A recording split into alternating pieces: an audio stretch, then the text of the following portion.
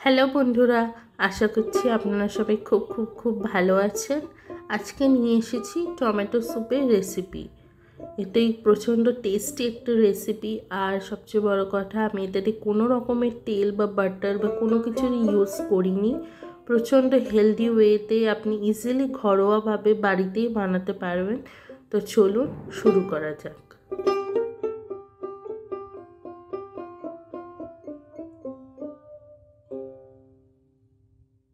প্রথমেই একটা সসপ্যানে আমি জল গরম করে নিচ্ছি।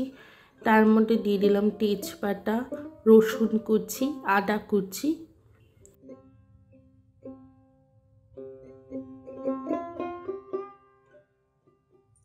দিয়ে দিলাম পেঁয়াজ কুচি।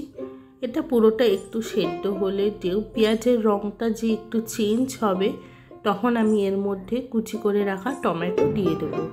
আপনারা আপনাদের অ্যামাউন্টের মতন টমেটোর পরিমাণ কম বা বেশি করতে পারেন।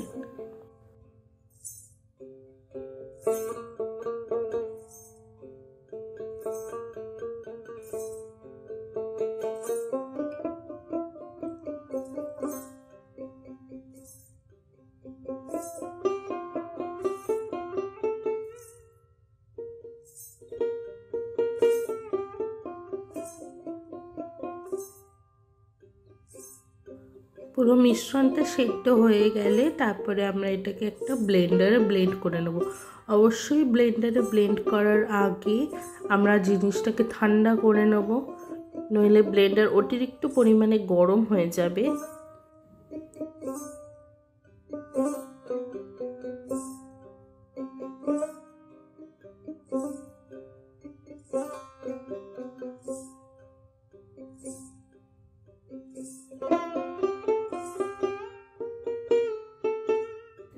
ব্লেন্ড করে নেওয়ার পর সেটাকে একটা ছাঁকনি দিয়ে আমি ছেঁকে নিচ্ছি।